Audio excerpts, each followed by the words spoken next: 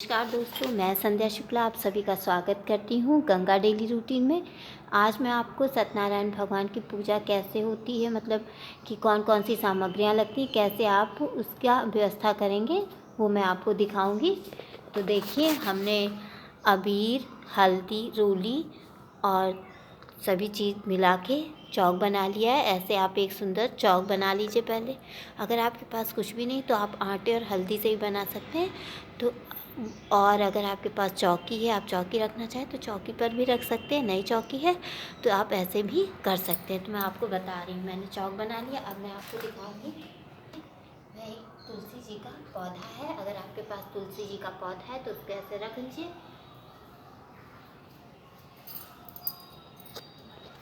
कौन सी सामग्री लगती है ये भी मैं आपको साथ साथ में बताती रहूँगी। तो अगर आपके पास गमला है, नई गमला है, तो किसी बालू ले लीजिए लोटे में, उसमें आप लगा सकते हैं। केले का पत्ता, देखिए कथे में केले का पत्ता, बांस की कैन ज़रूर होनी चाहिए। तो ये ले लिएगा। सारी सामग्री आप देखते जाइए कौन कौन सी। इसके बाद मैं इस तरह से तुलसी जी में इनको लगा दूँगी।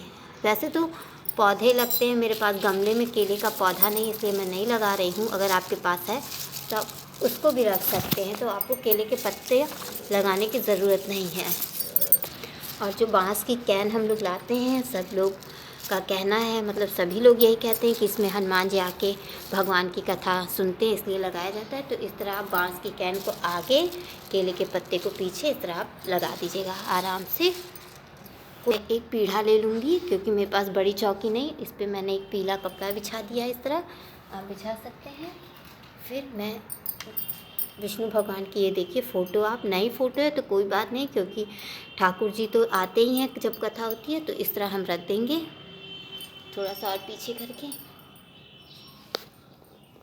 तो इस तरह मैंने कपड़ा बिछा लिया है। इस तरह कपड़ा बिछा के मैंने एक फ़ोटो लगा दी है भगवान की।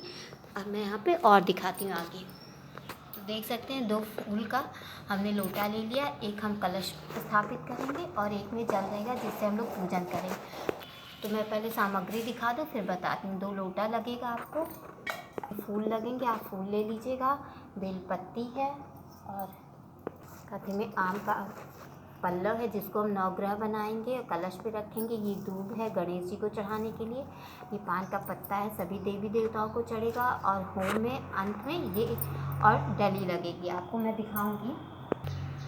फल ले लिया है मैंने, केला और सेब है। आप मौसम के हिसाब से फल लें, लेकिन केला उसमें ज़रूर रखें क्योंकि केला बहुत ही भगवान को प्रिय है। तो जब भी सत्यनारायण भगवान की आप कथा सुने तो केले का भोग ज़रूर लगाएं।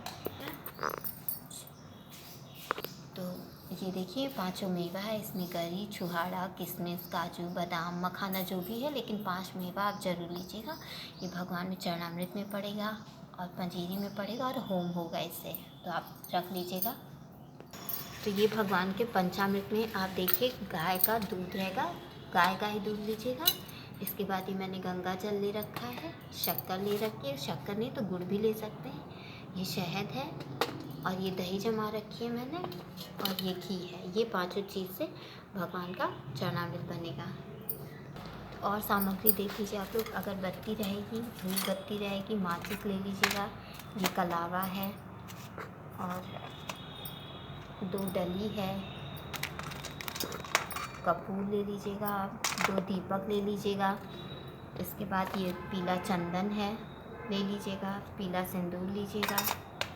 इसके बाद मैंने 2 जोड़ जनेऊ लिया है, एक विष्णु भगवान को चढ़ेगा, एक गणेश जी को चढ़ेगा।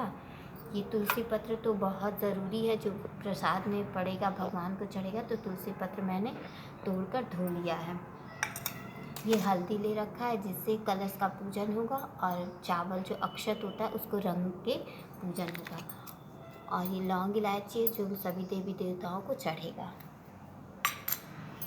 ये कटोरी में अक्षत है, ऊपर मैंने स्वास्तिक चिन्ह बना लिया है हल्दी से। ये हम लोग कलश के ऊपर रखेंगे। ये भगवान को प्रसाद में जो भोग लगता है, ये पंजीरी है, इसको सभी लोग मोहन भोग भी कहते हैं। तो आप साथ से भगवान के लिए घी डालकर पंजीरी बना लीजिएगा प्रसाद के लिए। तो अब मैंने आपको सारी सामग्री दिखा दी है जो जो इसमें चाहिए। और बस आम की लकड़ी और हवन का सामग्री अभी मैंने नहीं दिखाया है, तो मैं वो भी अभी अंत में दिखाऊंगी। अब कैसे तैयारी करनी है, रखना है, मैं वो दिखाऊंगी आपको। तो अब देखते हैं। देखिए हमने एक लोटा ले लिया है। अब इसमें हम रक्षा सूत्र बांधेंगे। इस तरह ऐसे आप पकड़ लीजिएगा। 2 3 4 5 बार हम लोग इस तरह हम इसमें लपेटेंगे, रखेंगे। अब गाय का गोबर है, गाय का गोबर आप ले लीजिएगा। कथे में गाय के गोबर का बहुत ही विशेष महत्व है। तो गोबर रखने के बाद अब मैं कलश रखूँगी इस पर। इस तरीके से हम इस पर कलश रख देंगे। अब मैं पहले इसमें गंगा जी डालूँगी, थोड़ा सा सादा जल डालूँगी और मैं यहाँ तक कंठ तक कलश को रखते हैं। अब मैं आम का पल्लो ले रखी हूँ, इसको धुल लीजिएगा आप, मिट्टी वगैरह साफ़ हो जाएगी। फिर मैं इसको रखूँगी ऐसे।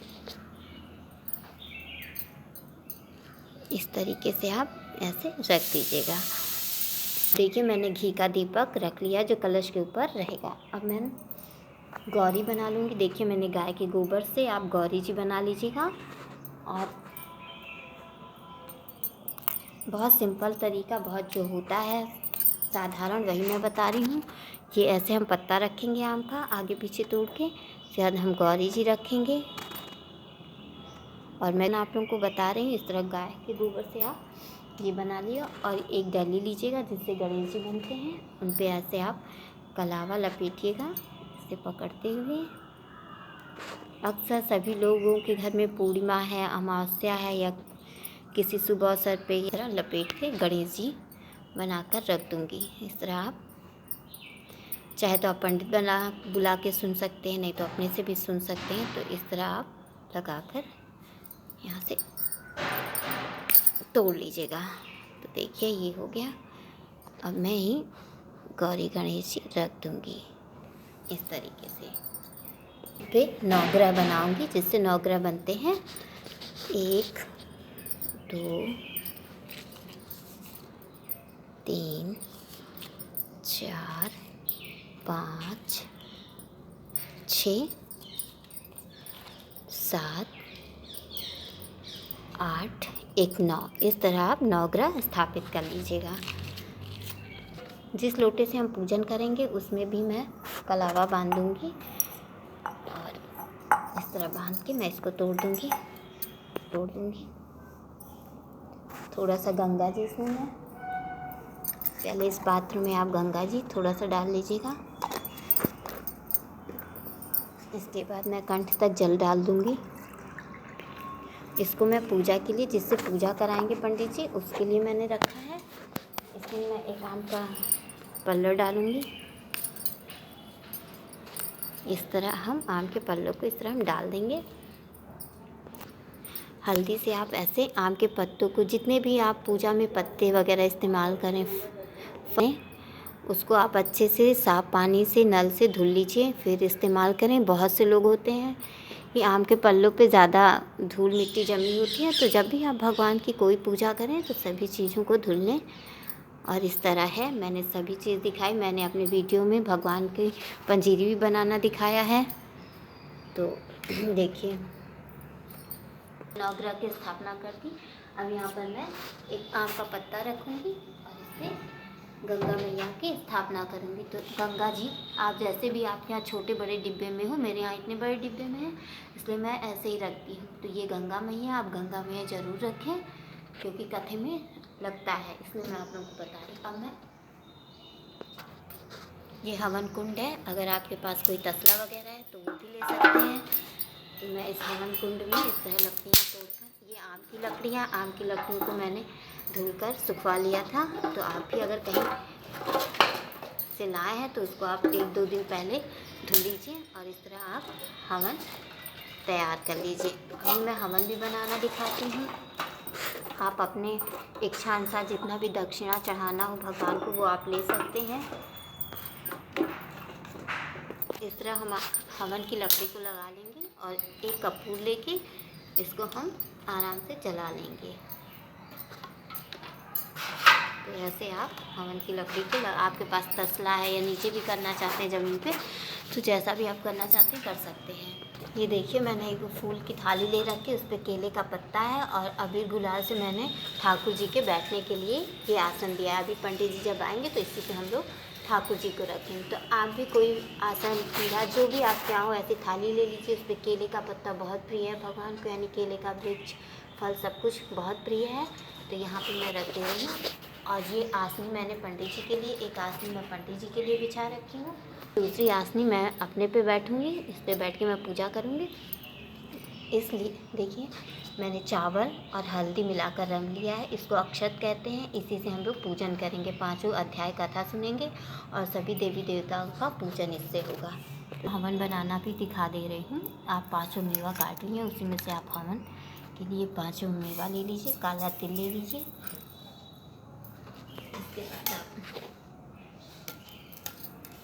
देसी घी डाल दीजिए। ऐसे ही हवन बनता है। बहुत से लोग लकड़ी भी डालते हैं, मैं वो नहीं डालती, मैं पक्की होम का कराती हूँ। जो मैं कराती हूँ वही मैं आपको बता रही हूँ। तो ये बहुत ही अच्छा होम है, सिंपल है, आप बनाइए। रुकिए, और शक्कर डाल देंगे। आप शक्कर की जगह गुड़ भी इस्तेमाल कर सकते हैं, मीठा होना चाहिए। दोनों में से कोई भी एक मीठा आप ले सकते हैं और इसको हाथ से हम मिला देंगे। ये बन जाएगा अच्छा सा होम। तो बस आम की लकड़ी और ये हो गई। तो आप लोग देख सकते हैं मेरे यहाँ सारी तैयारी हो गई है। हर पूर्णिमा को हम लोग के यहाँ कथा होती है, तो मैंने सोचा ये वीडियो आप लोगों के साथ शेयर करूँ। बहुत से लोगों को नहीं पता होता कि कौन कौन सी सामग्री लगती है, तो मैं बता रही हूँ। किसी दिन मैं पूरा पूजन भी आपको पंडित के द्वारा करके दिखाऊंगी। तो अगर आपको मेरी ये वीडियो पसंद है तो प्लीज़ लाइक करिएगा, सब्सक्राइब करिएगा और बेल आइकन बटन दबाना ना भूलिएगा।